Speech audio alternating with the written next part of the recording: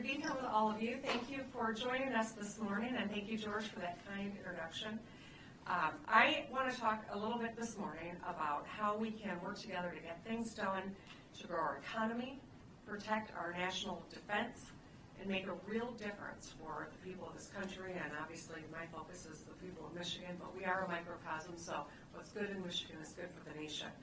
I came to D.C. because I really believe in our ability to bridge political divides and make lasting progress. And yes, I do believe that, even in my 7 years governor, in this tumultuous time in this country and around the globe, I still believe that, and I remain guided by the values that I learned growing up in a bipartisan household in the Midwest. Values of decency, respect, and kindness still shape the way that I approach this work, and it helps me make sure I stay focused on what matters so we can get things done. As a former state legislator, I've worked with a Republican governor in Michigan to expand Medicaid under the Affordable Care Act. This covers hundreds of thousands of Michiganders. As a governor, I worked with a Republican-led legislature most of my time as governor. I've signed over 1,500 bipartisan bills and enacted 6 balanced budgets into law. Michiganders have an opportunity, and I believe an obligation, to lead by example and show the folks in D.C. how we get things done. Before we dig into some of my proposals today, I need to acknowledge what's going on with regard to tariffs. I know that is front of mind for all of us. I'm not going to sugarcoat it. These last few days have been really tough for Michigan. 20% of our economy is tied to the auto industry, which depends on a steady flow of goods from our largest and closest trading partners. We're home to the busiest international border crossing in North America. More than 10,000 vehicles carrying parts and materials cross the bridge between Detroit and Windsor every weekday. We're already seeing the impacts of tariffs. Auto companies are stockpiling parts and laying off workers. Suppliers are facing higher costs and delaying expansions. Dealerships are forced to raise prices by up to $15,000 amid slowing sales. And since every single auto job supports 3 others in the community, the impact is being felt by all of us, including small businesses across my state. Economists have pointed out that these tariffs represent the largest tax increase in nearly 60 years, costing families an average of $1,900. And if you're planning on having a cup of coffee, pumping gas, getting your groceries, buying clothes for your kids, or just simply meeting a friend for a drink, every one of those transactions is going to cost more because of tariffs. At the same time, we know that 401ks and IRAs are plunging, which is going to force older Americans to put off retirement. Home prices are going to go up and putting home ownership further out of reach for young people. So it really is a triple whammy: higher costs, fewer jobs, and more uncertainty. And it couldn't come at the worst time. People have been struggling after years of inflation and wages that aren't keeping up. We need government to stay focused on lowering the cost of living. Instead, what we're getting is the opposite: less money in our pockets, more doubts about future paychecks, critical government services that are getting defunded when they are needed most. I understand the motivation behind the tariffs, and I can tell you, here's where President Trump and I do agree. We do need to make more stuff in America: more cars and chips, more steel and ships. We do need fair trade. No state has lived through the consequences of offshoring and outsourcing more than Michigan. We know that when you lose a factory, it doesn't just mean losing those jobs. Losing people means losing resources. It means fewer police officers and underfunded schools. It means less housing being built and fewer roads fixed. It's a loss of purpose and identity. So while I share the president's goal of bringing good-paying middle-class manufacturing jobs back, it's got to be done right. Reindustrialization could have huge ripple effects. since manufacturing has the highest economic multiplier of any sector. Every dollar spent to make something triggers a chain reaction of material purchases, job growth, and supply chain, and more economic growth. So as I've said before, I'm not against tariffs outright, but it is a blunt tool. You can't just pull out the tariff hammer to swing at every problem without a clear, defined end goal. We cannot underestimate or underappreciate the time and capital it's going to take to actually bring jobs and supply chains back home. So there's not a shortcut here. Strategic reindustrialization must be a bipartisan project that spans multiple presidential administrations. So to get it done, we've got to work with our friends and compete against our adversaries. We need to be strategic about tariffs on the technology we actually want to make in America and on industries where we already have a sizable competitive advantage. Let's carve out autos and energy, both of which are critical to manufacturers and directly impact people's wallets. Finally, to the extent that tariffs are a strategic tool in an economic toolbox, let's use all of the new revenue to reinvest in American businesses and in our workers.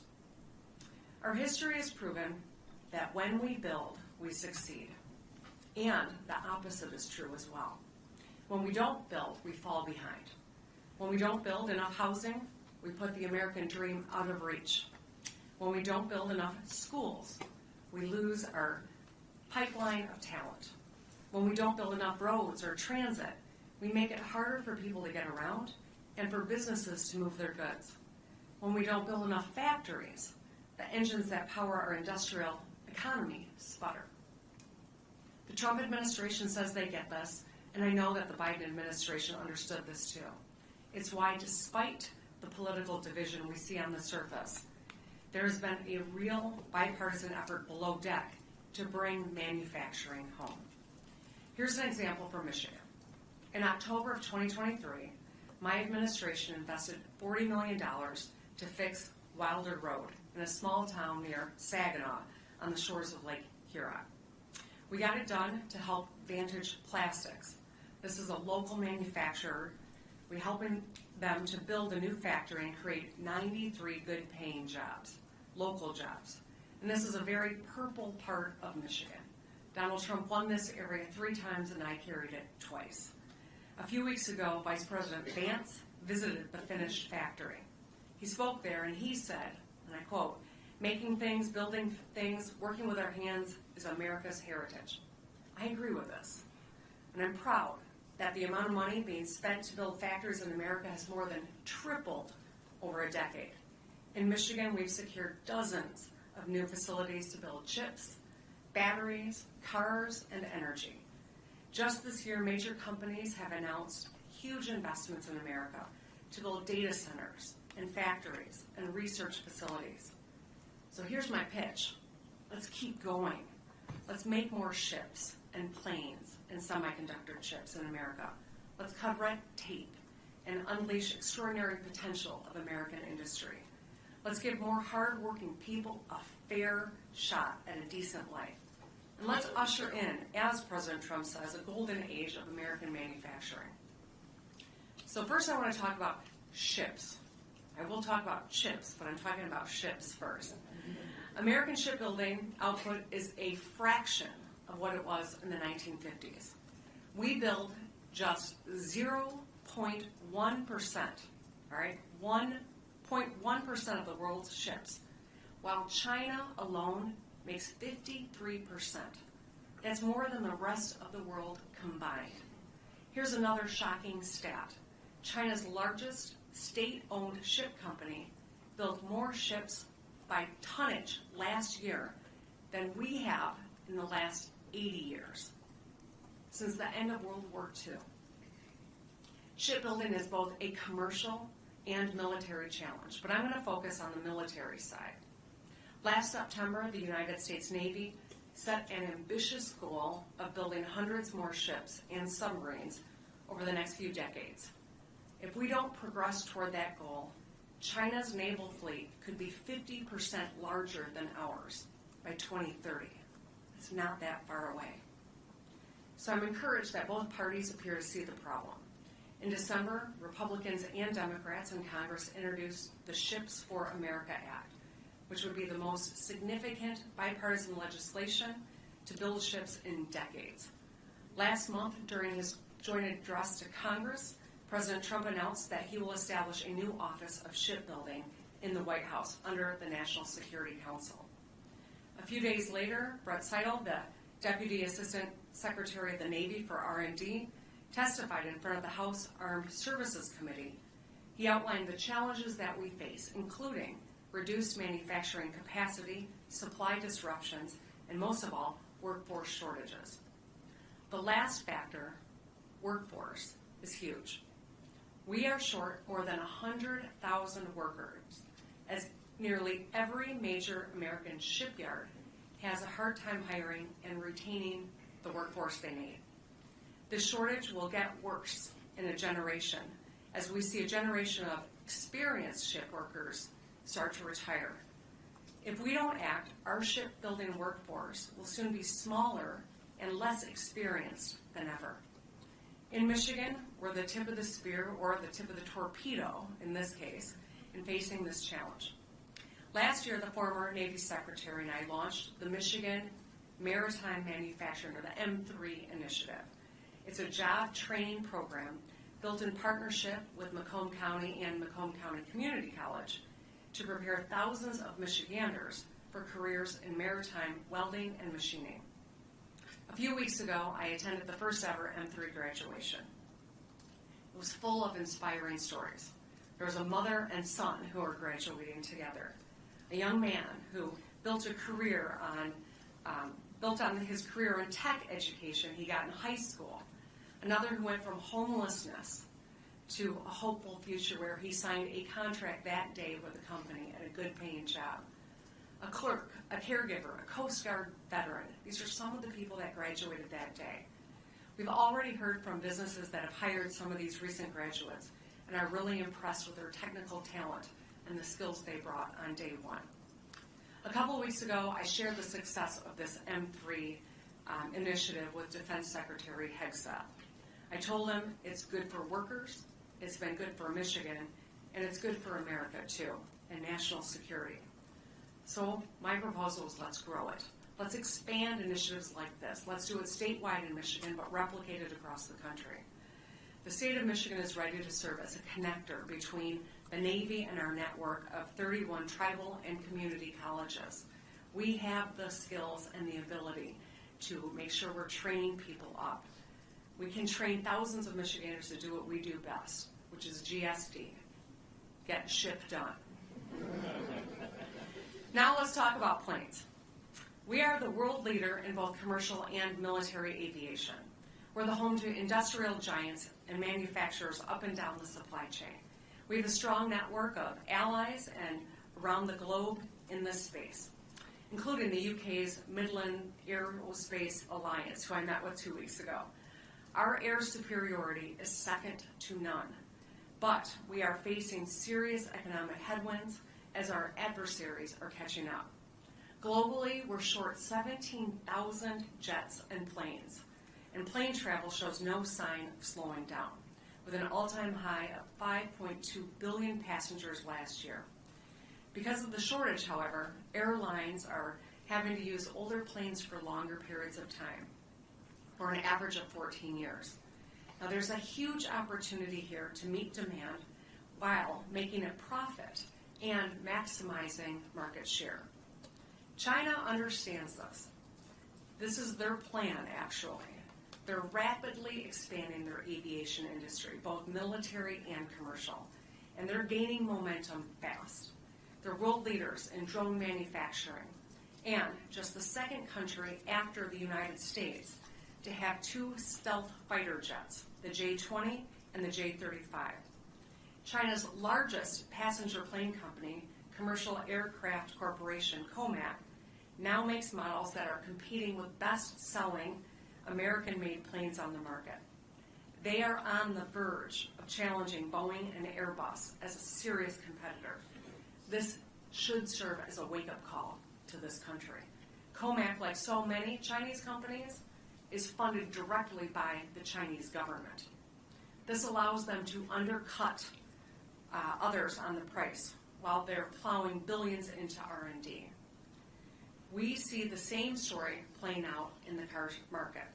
Over the past decade, Chinese automakers, directly funded by the Chinese government, have muscled their way into countries around the world.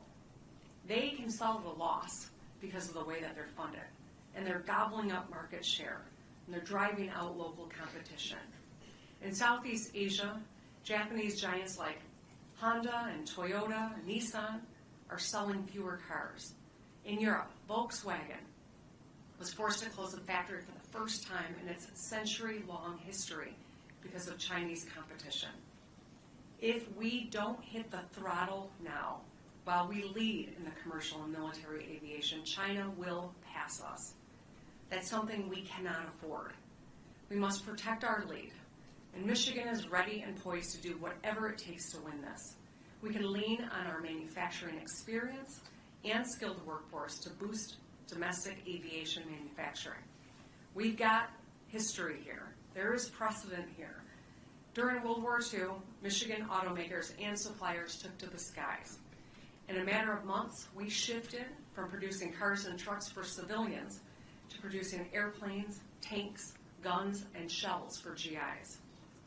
A Buick factory won a contract to build 500 engines a month, but ended up making 2,000 during that time. At Ford's legendary Willow Run Airport, 42,000 Michiganders rolled a B-24 bomber off the line every hour, 24/7, for a grand total of 8,865. And a generation of Rosie the Riveters said, "We can do it." And they worked in the factories. We were able to get it done because the federal government set a clear strategy, made it easier to move fast by slashing red tape, and simplified procurement. When you already know how to make something complicated, like a car, it's a lot easier to shift your factory to make something else.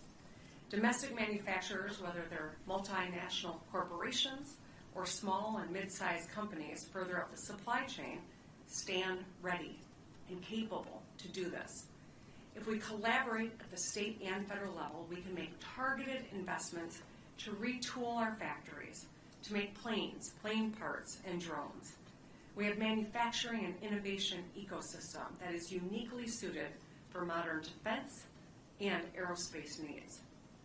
Another contributing factor to slowing aviation industry, just like with shipbuilding, is a shrinking workforce.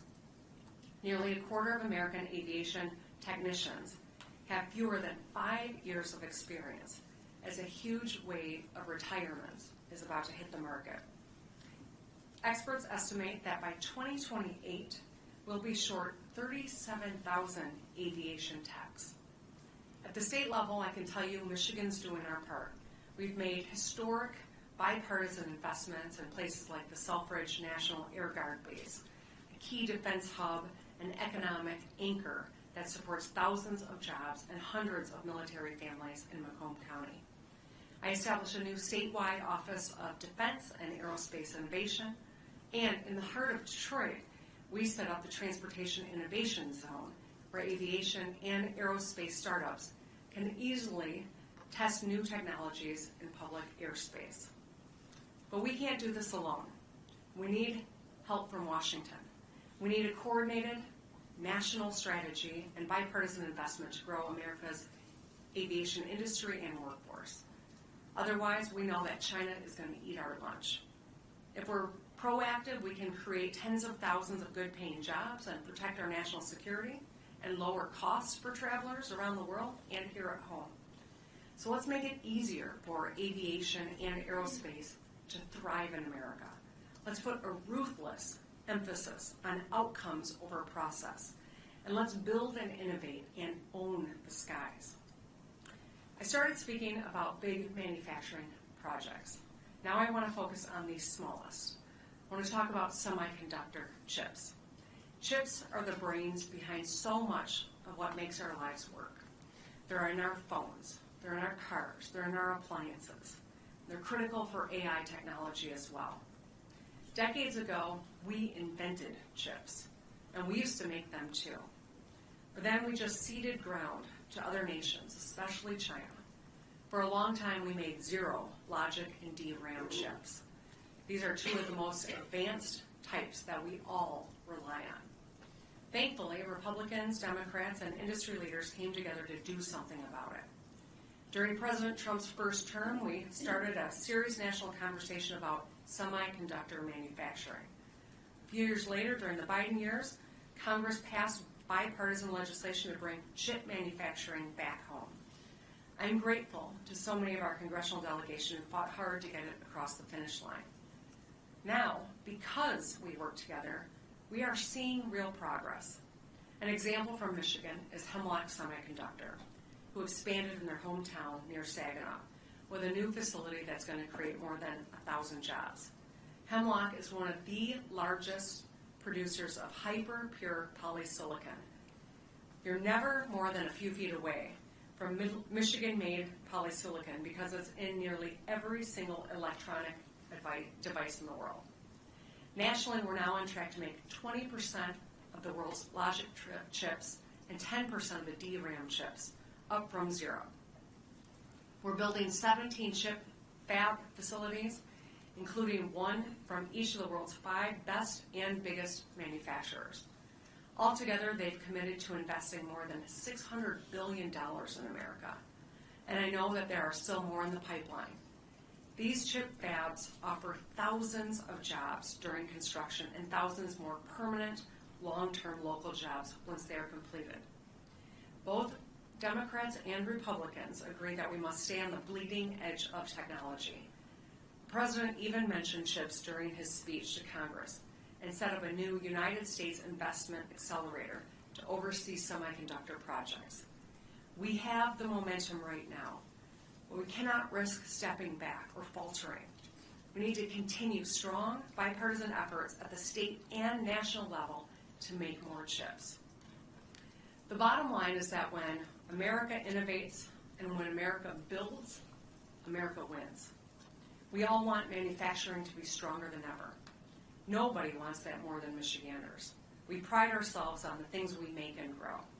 As I've laid out, we need a consistent national strategy, united around a new economic consensus that a lot of Democrats and Republicans now share. Let's make stuff in America. If that's what we believe, then we should be able to celebrate good policy no matter where it comes from, and also criticize bad policy wherever it comes from. Now, there's a lot more common ground here than we think. While partisanship seems to have infected every aspect of our lives, and it's exhausting. It's driven by opportunistic politicians and cynical media figures and addictive algorithms. But our people are not as divided as our politics. I really believe that. People from every walk of life call Michigan home. We are a microcosm, and that's why every presidential election people look to see what's going on in Michigan. We don't always agree, that's for sure. But we move forward together, and that is a source of strength. It's why I came here to D.C. Building on an industrial economy is no small task. It's thousands of small tasks. And each of us, government, industry entrepreneurs, workers, we're all part of the same pit crew. I'm from Michigan, so yes, I'm going to torture another auto analogy. We're all part of the same pit crew. If we do our jobs, we can get America back on the track, better and faster than ever. Don't just take my word for it. Talk to someone like Roger Penske. He's a successful businessman who's built a $43 billion company, 74,000 employees, and that company happens to be headquartered in Michigan. In addition to his thriving commercial trucking business, Penske runs the world's leading motorsports enterprise. He knows what it takes to run a good pit crew and build a business that is successful. At the Detroit Grand Prix, the Penske crew runs a full systems check, replaces 4 tires, and pumps 20 gallons of fuel in 6.2 seconds to get their car moving toward the checkered flag as quickly as possible. They work together. They use a data-driven strategy. They source the best products they can to win. That's what we should be doing as well. I know there's been a lot of talk recently about government efficiency, but the proposed solutions have been solely focused on firing people from the crew or stripping away critical parts. That's no way to win a race. If we really want to win and to keep winning, we need to reinvest in our crew and build better parts. In our darkest hours, that's exactly what we did. When this country entered World War II, we didn't have the industrial capacity to fight a two-front war in Europe and in the Pacific, let alone win it. So we built the arsenal of democracy. It was the most successful collaboration between government and industry and workers in our history. When the Allies won the war, 500,000 Michiganders flooded into downtown Detroit to celebrate, realizing the part they all played in saving the world. Now, fast forward to just a few years ago. As we face a deadly global pandemic, the President launched Operation Warp Speed. We moved faster than anyone thought was possible to create, test, make, and ship billions of shots of a life-saving vaccine. I still remember the pride I felt when I watched the Pfizer vaccine get packed into trucks and roll out of Portage, Michigan.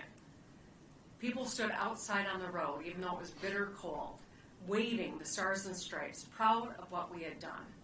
It was an extraordinary achievement that showed us what's possible when we work together to streamline government and allow America to do what it does best, innovate and build. We got a lot going for us, but our future is uncertain. We have good cards, but good cards alone don't mean jack if you don't play them right. This year, and in the years to come, no matter who is in the White House, we need to be betting on American workers. We need to bring chip manufacturers back home. So let's dominate the seas and the skies and the roads. And let's innovate and let's build together. I really appreciate you joining me this morning, and I'm looking forward to the conversation that we're about to have next. Thank you so much.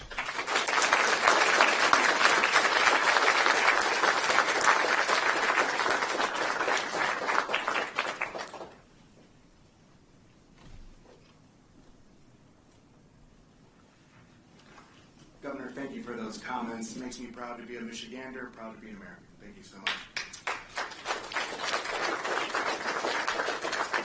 It's a privilege to be here today to introduce Governor Gretchen Whitmer for her fireside chat with Gretchen Carlson. As a guy named George, I very rarely share a room with another George, let alone a stage, so it's good to make the distinction. Gretchen Carlson is an acclaimed journalist and co-founder of the nonprofit Lift Our Voices, which seeks to change workplace cultures and empower every worker to feel safe, respected, and included. Gretchen is a fearless advocate for women's rights and helped pave the way for the global #MeToo movement.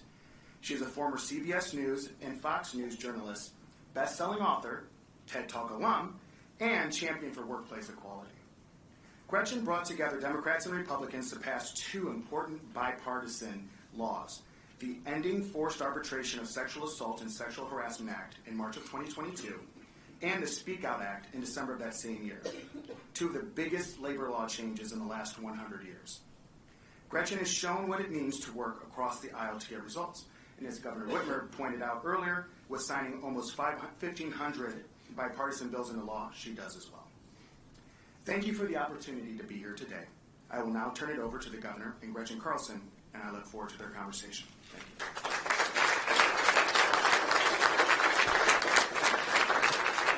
Thank you. Thank you. Well, thanks so much for being here today. It's my honor to be up on the stage as well. We're going to tackle tariffs, and we're going to talk about the governor's bipartisan approach. But first things first, our name. Yeah. So when I was growing up in a small town in Minnesota, everyone was Jennifer or Elizabeth, and quite honestly, I didn't really like my name, Gretchen. When it came to running for student council in 7th grade, there was nothing that rhymed with Gretchen. My dad came up finally with "Stretchin' for Gretchen" for your vote. Last week at Starbucks, my name was Wretch. So my question for you this morning is, my Gen X Gretchen friend, Did you like your name growing up? Do you like it now? I was the only Gretchen growing up, just like you, Jennifer's, et cetera. And I wasn't particularly enamored with it, to be honest, but I'm named after my grandma Gretchen, who I adore. It's funny, though, because she always said, never let anyone shorten your name. Don't let people call you Gretch because it rhymes with wretch. And so I always had this aversion to being called Gretch. And then during the pandemic, I got the nickname Big Gretch. I don't know many women that want big on the front of their nickname. And then Gretch, I wasn't sure, but when I found out it was bestowed on me from support, became my new favorite nickname. I'm not encouraging you to adopt that, but it's worked for me. But yeah, now I like it because it's kind of nice to have a different name. I was envious of you because you did have a cool nickname, Big Gretch, and your book's True Gretch. So you have two of them.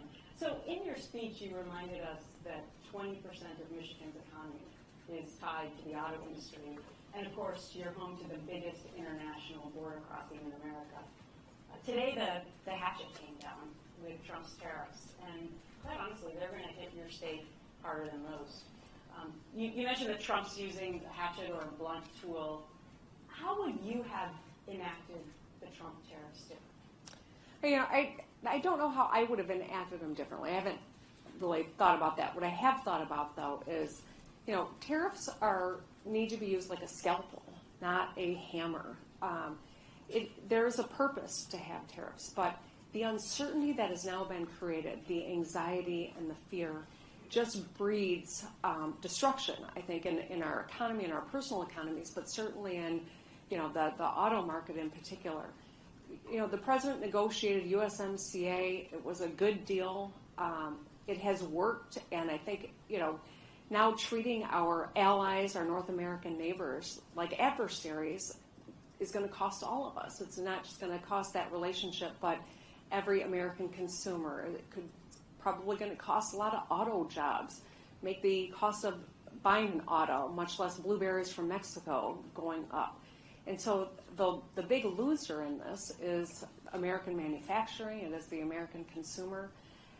Understand that China, yes, we need to have our eye on China. I talked about it, whether it's in aerospace and ship making and automotive and in a variety of economic ways. That is different. We need to level the playing field. We need to enforce the laws against Chinese companies that are coming into this country, underwritten by the Chinese government. But the North American tariffs in particular are really going to have a dramatic negative impact on Michiganders and on business. Business wants certainty. And right now, when the rules are changing literally day by day, no company is going to be able to invest the hundreds of millions or billions of dollars in many cases, much less make decades-long investments because you don't know what the rules are. And because of that, we're going to see contraction, we're going to see paralysis, and it is going to lead to job losses and higher costs for people. And so I will continue to encourage the White House to think about what the long-term strategy is. How do we meet those goals, and to recognize this isn't a moment-to-moment issue. It's just going to continue to wreak havoc and make everyone feel the anxiety and fear and have dramatic losses that we can't afford to have right now. I want to talk about your constituents because I don't have to tell you that Michigan has had a couple of trade wars. NAFTA eviscerated manufacturing when production moved to other countries and to cheaper southern states. And now tariffs are quite honestly putting you in a tough spot with your constituents. On the one hand, you have the UAW, who for the most part is in favor of these tariffs, saying that if they work as Trump says they will work, then it'll bring back jobs and manufacturing. But on the other side, you have the auto manufacturers and you have the auto dealers who are going to get killed with these additional tariffs. So how do you thread the needle for all of your constituents? Well, as I talked, Michigan does feel, there's a saying that when America gets a cold, Michigan gets the flu, right? We are the first to be hit to feel the pain of decisions that could be argued to be capricious or not strategic. We feel it harder than any other state, and that's what we're seeing already in Michigan. I understand the sentiment that some are conveying. Yes, we should be onshoring supply chains. I agree with that. Yes, we should be building more stuff in America, 100%. It's a national security issue on top of all the other reasons that it's a good thing for jobs. It is a good thing for consumers. And if we had a magic wand, could we all go back and redo some things differently? That'd be lovely, but we don't. The reality is, in this moment, we have supply chains that have been built up with our North American neighbors that American jobs rely on, seamless flow. Yes, perhaps we should be onshoring, and the goal is great, but we need to be realistic. That doesn't happen overnight. There are suppliers that are still trying to recover from inflation and COVID who are on the bubble and don't have the resources to weather this up and down uncertain time that, where the rules keep changing. And so I do worry that a lot of businesses won't make it if this goes on much longer. I worry that big companies that are relying on those small businesses then pay a price as well. I have done a little bit of traveling abroad recently, and I can tell you there is an anti-American sentiment that they're saying don't buy American goods anymore. American companies are going to pay a price for that. And so I'm really very concerned about how do we navigate this. As for the UAW, we'll lose some UAW jobs. And I understand the leader wants to try to be a part of the conversation, and he's a good guy. He's done some good things, but I think that the longer term concern is the loss of UAW jobs and the pain that's going to be inflicted in the short term. Well, speaking of that, immediately after the Trump tariffs were announced, 900 UAW workers were laid off. The University of Michigan economist says the steel and aluminum tariffs alone will cost Michigan 600 auto manufacturing jobs by the end of next year, an additional 1,700 jobs in industries that serve auto workers. So, to your point, are the tariffs really good for auto workers? I would argue they're not. I would argue that all of this uncertainty is going to cost every one of us, but especially auto workers. So, and I think we're already seeing that, the immediate impact. The longer term, it could be a lot worse. So some experts are also arguing that manufacturing in 2025 and beyond isn't like the 60s or the 70s. Jobs have been modernized, obviously, with technology and AI, and that those will actually be the new jobs that are coming, if any. So you talk a lot about the hope of future manufacturing jobs. Is that really real, not to mention that they take time to come to fruition? Yes, it is. As I talk to economists, there's no question that the type of manufacturing is very different. It's a lot cleaner. It's a lot more automated. You still need a lot of people.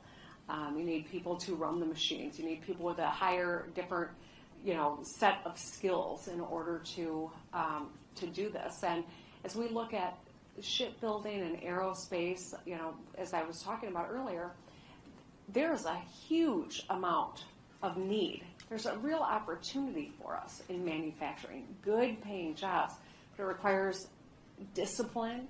It requires marshaling the resources, streamlining the processes, and making sure we've got the workforce to do those jobs. And so, as I highlighted M3, which is a great initiative that we have in partnership with the U.S. Navy. It's going to take thousands of small investments like that in order for us to meet the need, but there's a real opportunity here.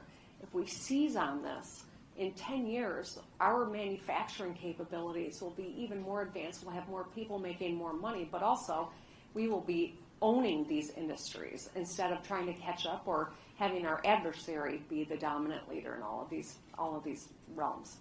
So last week, Trump demanded that automakers not pass along the increase in costs to consumers. Ironically, my family was in the car business in Minnesota for 100 years, so I've lived this and seen the ups and downs. Dealers honestly don't make money selling cars. I mean, they make it in service and body work and used car sales, and so the margins are small for new cars. There's no way they can absorb these kinds of tariff costs. So where are these higher costs going to be passed down to? The consumer? To the dealer? Who? Yeah, well, the dealer won't be in business very long if they assume all the costs. So it will, by necessity, be passed on to the consumer. This is a tax on the American people. And, I know that tariff is a term of art, but the reality of what it means for the American consumer is it's just like a tax. And unfortunately, it's unclear how this is going to strategically benefit the American economy or the American consumer. And I think that's the big problem here. The uncertainty as well. You know, people are watching what's happening in their personal lives. Businesses are watching what's going on with the market. It is a direct reaction to the continued change in what policy is, whether or not it's negotiable. And then some days it is negotiable. Some days it's this percentage or it's this percentage. I mean, this will have a paralyzing impact on the economy. And if you think that a company or a country is paying the tariff, you're being misled. It is the consumer that ends up paying the cost, and it's a tax. And that leads us to what happens to the economy. JP Morgan and others are now predicting 50 to 60% possibility of a recession. The 2008 recession hit the auto industry hard in Michigan in general. Are you afraid history is going to repeat itself? I am. It won't be a real repetition because that was driven by other things than some decisions by the White House, but the impact could be as severe, if it could be worse, frankly. And that is, I think, a real potential outcome of if this goes on a lot longer. I'm hopeful that the administration is taking in the feedback and understands the onshoring will take time. It doesn't happen overnight. It doesn't happen over weeks. This is a years-long process. And so we've got to help American manufacturers. We've got to help American businesses weather this, and we've got to make sure that the consumers don't bear the brunt of it. If there is a strategy that can be communicated, markets will settle down, and businesses can deploy those resources and make those long-term commitments. But so long as it is a roller coaster, no one's going to do anything because they're going to wait to see what happens, and we're all going to pay the price for that. Speaking of strategy, one of your other big messages today and before has been your focus on bipartisanship and trying to work across the aisle. At my nonprofit, Lift Our Voices, as George mentioned, we believe in that philosophy too. In 2002, we were instrumental in passing those two bipartisan laws. I'm not going to say it was easy, but we ended up accomplishing that. So while that marked a huge bipartisan win, quite honestly, many people remain very skeptical that we can actually come together during this hyper-political divided time that we live in. Why do you think that preaching bipartisanship is the right approach? Well, I know that we're never going to find common ground if we're not talking to each other.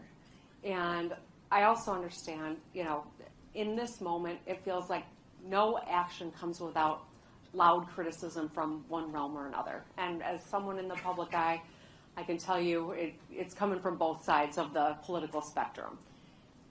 I met with some of my friends in the Michigan legislature, and someone was talking about how difficult it is to find, common ground and to get everyone on the same page. And I said, all right, stop trying to do that because you'll never be successful.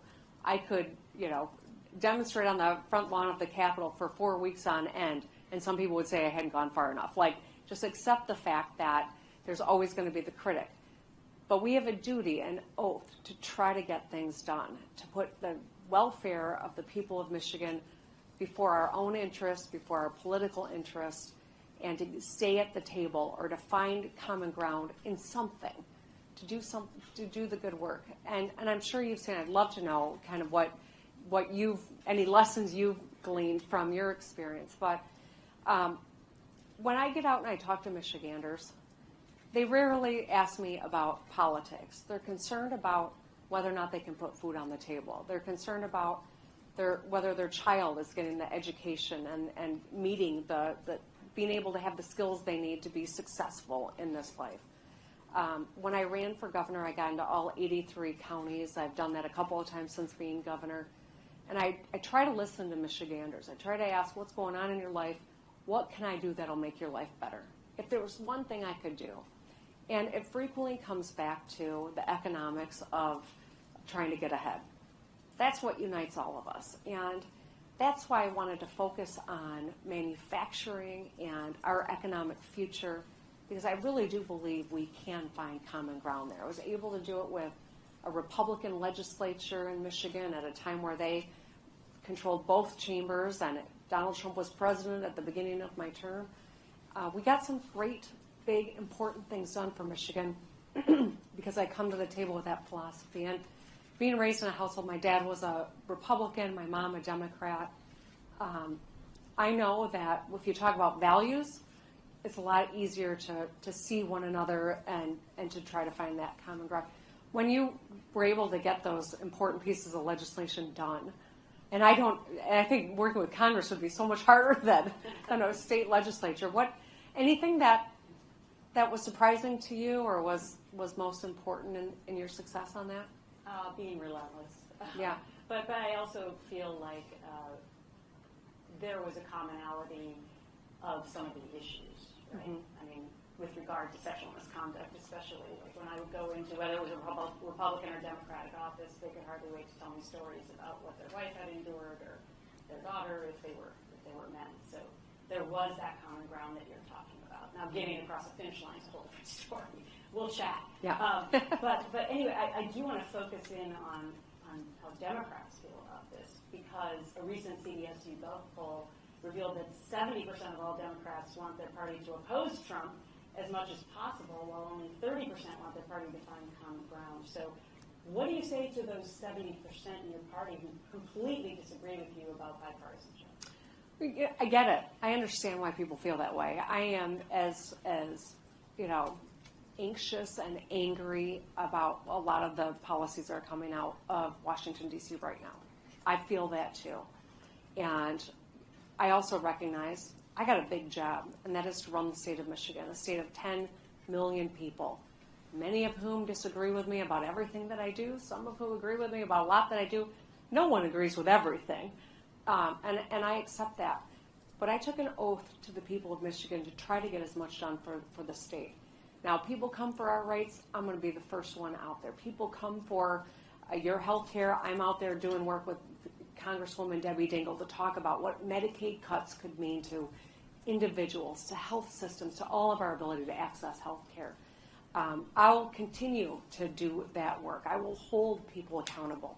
I also got to continue to make sure I got a seat at the table so I can try to get important things done. For instance, today, I've got the Republican Speaker of the Michigan House joining me here in Washington, D.C.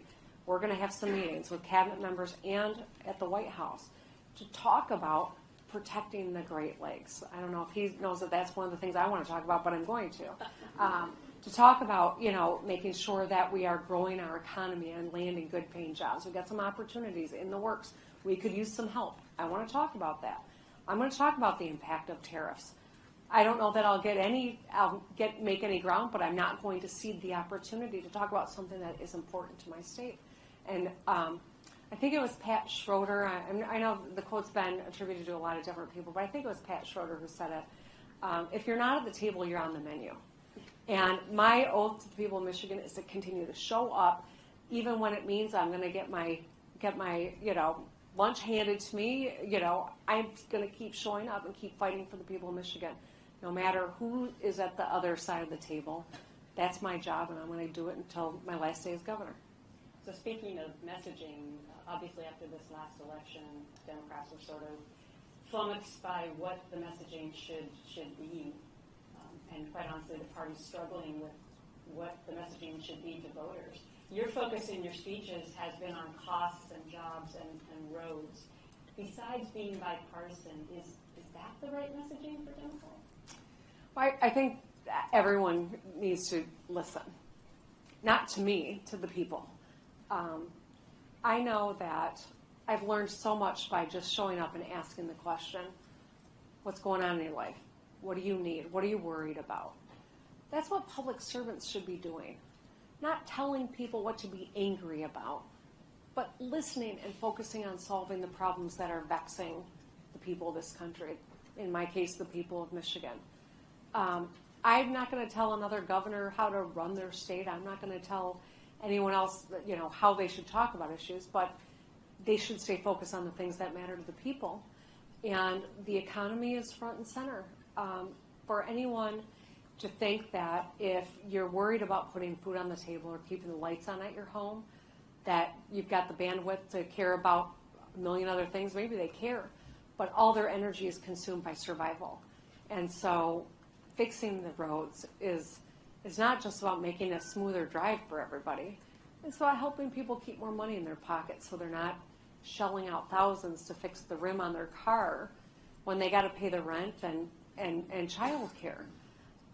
It is about the fundamentals, and I think that's maybe why I got elected in the first place and why I got reelected by such a large margin. I'm staying focused on how we can help Michiganders get ahead, keep more money in their pockets, and have good paying jobs. So whether the message from Dems is being bipartisan or changing their mind about transgenders in sports or talking about jobs and infrastructure, who's going to get it right? Who is the leader of the Democrat Party? Well, Democratic Party only has one true leader when we have the White House. When we're not, when we don't have the president, there's a lot of leaders in the Democratic Party. I think I'm really fortunate to have such a great bench of fellow governors that I call my good friends that, have been really important in terms of helping us navigate historic challenges from pandemics to the current situation that we are in, to leaders in Congress who play a really important role in terms of what's going on here in Washington, D.C. So I would say there's very rarely one true leader of the Democratic Party, and probably the same true on the other side of the aisle, although maybe not in this moment. But, at the end of the day, we've got to make sure that we stay focused on the things that matter to the American people. If we are sidetracked by issues that aren't salient to the average person, I don't see how we have a different outcome than what we are experiencing now. And that's why I want to encourage people talking about the economy, talking about good paying jobs, American manufacturing, solving people's problems. That's the most powerful way that we can improve the lives of people in this country, and I think that's what we need to remember. So at Lift Our Voices, we know how important it is to support all workers. Are you saying then that your plan is going to get back the working class who went to Trump last time? Your plan's going to get back independents who decide every election and went to Trump last time? It's not my plan. This is a lesson from our history. This is an assessment of our reality that we are in right now, and where do we want to be. I think that's the kind of analysis every one of us should be doing. We want leaders who are not just focusing on keeping us angry with one another, but where do we get to where we want to be? That's what I'm talking about here. This is about an honest assessment of our challenges, but also an optimistic view of what's possible, where we can find a future where every person can get ahead and be a part of building a country that is a world leader. I would say we got a lot of work to do, and that's what I'm focused on. A government that is strategic, that is focused on strength and opportunity for every American worker, where there is a fair shot at a great life, but also an America that leads the world again on all these fronts. So you're more than 500 miles away from home giving this big speech. You could have given it in Lansing, but instead you chose to do it in the nation's capital. Is this your way of telling us you are seriously considering coming to D.C., perhaps to the 1600 block of Pennsylvania Avenue? Are you running for president? No. This is my way of saying, this is similar to speeches that I've given in Michigan too, by the way. This is, I think, a blueprint for success. This is what we did in Michigan during World War II. This is what we are capable of as a nation. We need leadership that stays focused on doing these things so that Americans can get to work doing the big manufacturing that we are falling behind on globally, so that we can harness the strength of American companies, American institutions of education, and the American workforce. That's what this is all about. I desperately want whomever is here in the White House today or in the future to really be thinking long term about how do we build a country that is leaders, that is revered again, that is dominant in these industries, and that has a lifestyle that is the envy of the world. That's who we were at one point. We can be that again. But I think this is what the blueprint should be. Well, when you do decide to run for president, I hope you tell this Gretch first. You got it. All right, so big Gretch, true Gretch, Governor Gretchen Whitmer, thank you so much. Thank you, Gretchen. I appreciate it.